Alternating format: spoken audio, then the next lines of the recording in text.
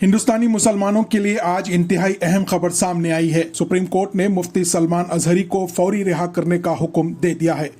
आज मेरी जिंदगी में अगर वो अंधेरा दिया है तो कल उजाला भी लाएगा। अगर मेरी जिंदगी में कोई आजमाइश मौला ने रखी है तो वो बेहतर जानता है, क्योंकि मैं उसका बंदा हूँ। वो मुझे परेशान नहीं करना चाहता। कचोचा शरीफ के एक बुजुर्ग थे सैयद मुजफ्फर हुसैन कचोचवी अलैहि रहमा, इनको जेल में बंद कर दिया गया था।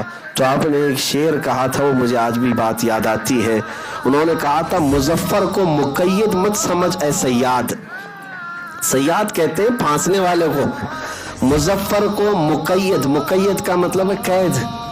मुजफ्फर को मुक़य्यद मत समझ ऐ सयाद, मेरी असीरी भी मेरी सुन्नत आबाई है। मेरा कैद होना भी मेरे आबा व अजदाद की सुन्नत है। इत्तलात के मुताबिक मुफ्ती सलमान अजहरी पर पासा एक्ट के तहत कार्रवाई करने के खिलाफ सुप्रीम कोर्ट से रुजू किया गया था। ताहम आज सुप्रीम कोर्ट में इस मामले पर समाअत हुई।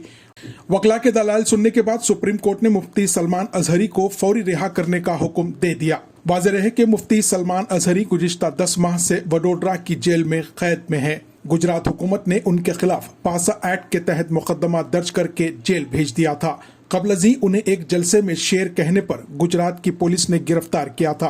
ताहम गुजरात की मुतादिद अदालतों ने उन्हें जमानत दे दी थी, जिसके बाद गुजरात पुलिस ने मुफ्ती सलमान अजहरी के खिलाफ पासा एक्ट के तहत मुकदमा दर्ज किया था। मुफ्ती सलमान अजहरी को सुप्रीम कोर्ट की जानिब से रिहा करने का हुक्म जारी होने के बाद हिंदुस्तान भर के मुसलमानों ने खुशी व इत्मीनान का इजहार किया है। बिला लिहाज मसलक तमाम मुसलमान मुफ्ती सलमान अजहरी की गिरफ्तारी से गमज़दा थे।